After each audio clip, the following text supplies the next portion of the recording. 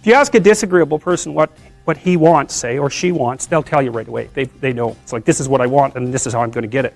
But agreeable people, especially if they're really agreeable, are so agreeable that they often don't even know what they want, because they're so accustomed to living for other people and to finding out what other people want and to trying to make them comfortable and so forth, that it's harder for them to find a sense of their own desires as they move through life.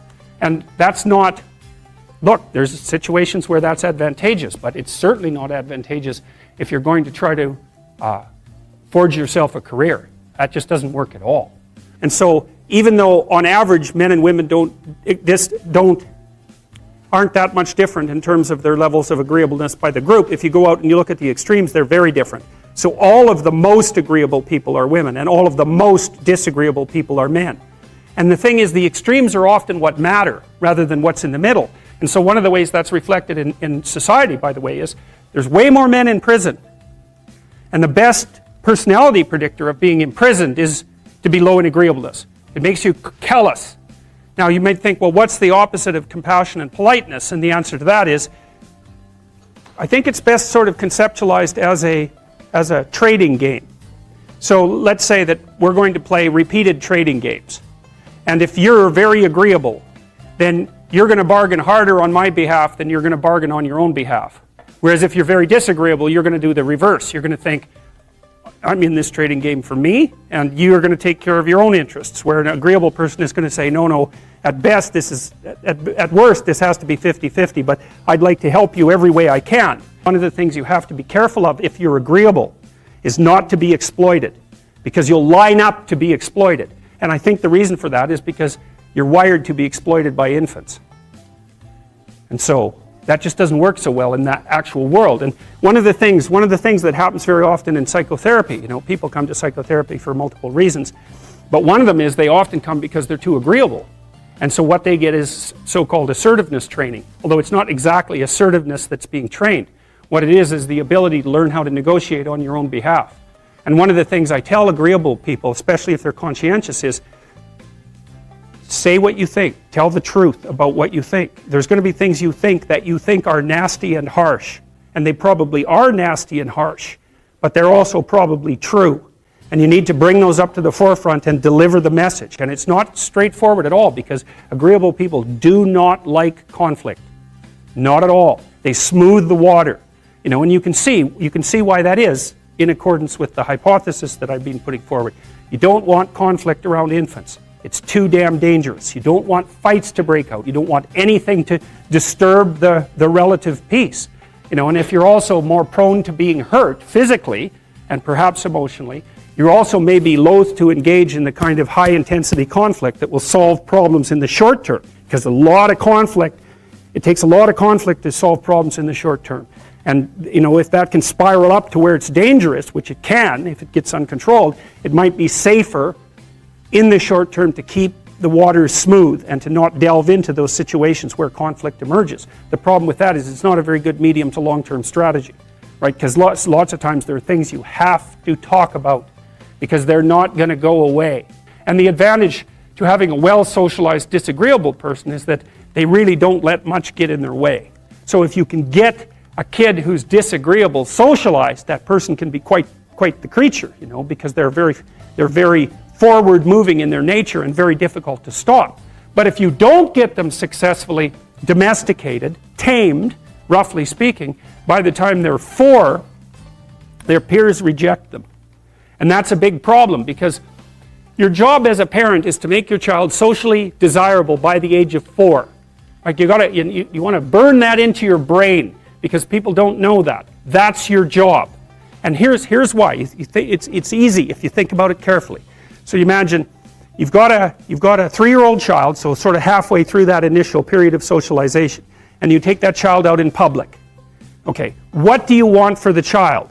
Who cares about you? What do you want for the child? You want the child to be able to interact with other children and adults so that the children are welcoming and smile and want to play with him or her, and so the adults are happy to see the child and treat him or her properly. And if your child's a horrible little monster because you're afraid of disciplining them or you don't know how to do that properly, then what they're going to do is they're going to experience nothing but rejection from other children, and false smiles from other parents and adults. And so then you're throwing the child out there into a world where every single face that they see is either hostile or lying. And that's not something that's going to be particularly conducive to the mental health or the well-being of your child.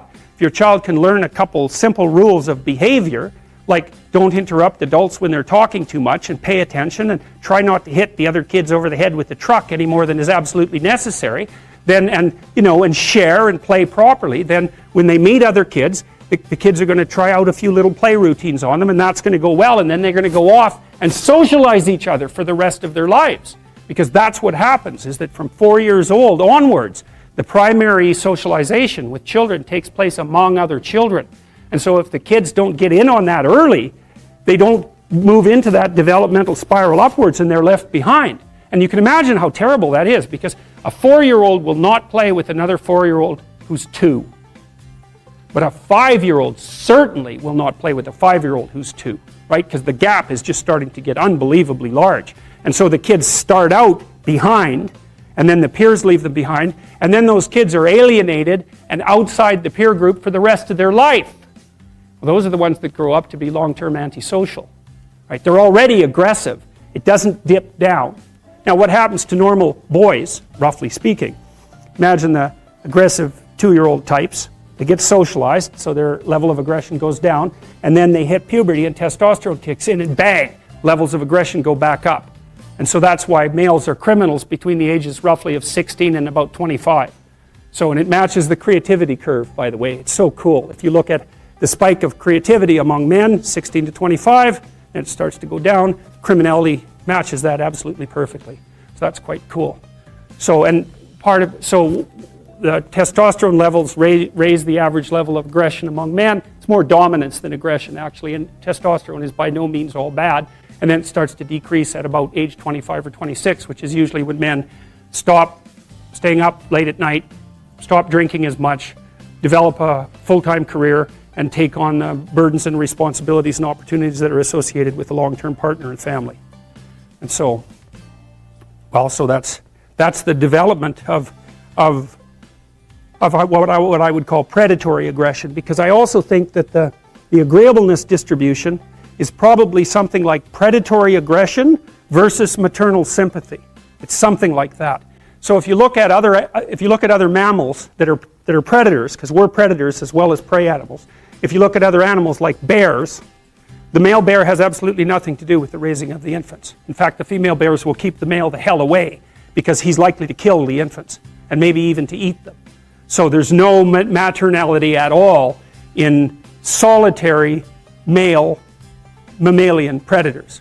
It's really useful to investigate the viewpoints of people who have opposing views to yours, because they'll tell you things. Not only will they tell you things you don't know, they'll also tell you how to see the world in ways that you don't see it. And they'll also have skills that you don't have, that you could develop. So for example, if you're an introverted person, it's very useful to watch an extroverted person, because the extroverted person has ways of being in the social world that aren't natural to you, that you can use to improve your toolkit.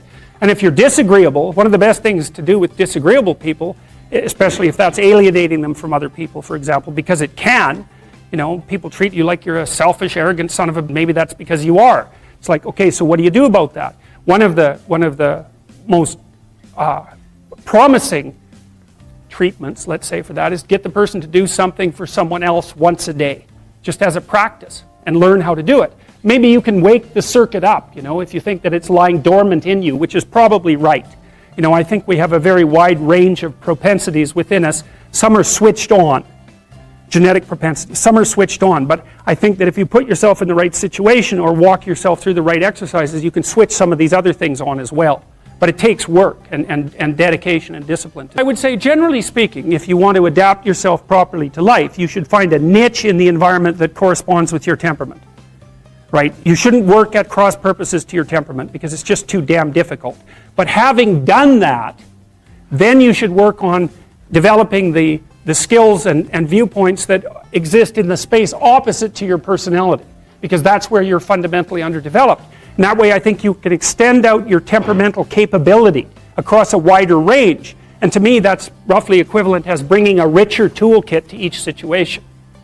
You know, so if you're hyper extroverted, you should probably learn to shut up at parties now and then and listen just to see what's going on, to see if you can manage it, you know. And if you're introverted, well, then you should learn how to speak in public and to learn how to go to parties without hiding in the corner and saying nothing to anyone. You know, and if you're agreeable, then you need to learn how to be disagreeable so people can't push you around. And if you're disagreeable, you need to learn how to be agreeable so that you're not an evil son of a bitch. So, and the same thing applies even in the conscientious domain. It's like if you're too conscientious, you need to learn to relax and let go a little bit. And if you're unconscientious, it's time like, get out the Google Calendar, man, and start scheduling your day, right? And beat yourself on the back of the head with a stick until you're disciplined enough so that you can actually stick to something for some length of time and not living in absolute squalor, which is something that would characterize someone who's very disorderly, for example, because they don't notice. It doesn't bother them, disorder. It's like, maybe they can see it, but it doesn't have any emotional valence, and so it doesn't have any motivational significance. You know, so the other thing you might want to think about too, if you're choosing a partner, is try not to choose someone who's too distant from you on the temperamental variables, because you're going to have a hard time bridging the gap. You know, it's hard for an introverted person and an extroverted person to coexist. And it's really hard for an orderly person and a disorderly person to coexist, because they will drive each other nuts. Why don't you pick up? Why are you so obsessed by it? That's the basic argument, you know. So it's useful to know about your temperament so that you can negotiate the space with your partner as well. And I don't think you should try to find someone who's exactly the same as you, because then you don't have the benefits of the alternative viewpoint. But you got to watch it, because you may hit irreconcilable differences of various sorts. And I've seen that most particularly among couples who are high and low in openness. That's a rough one. And also high and low in conscientiousness. That's another rough one, because they just cannot see how the other person sees the world at all.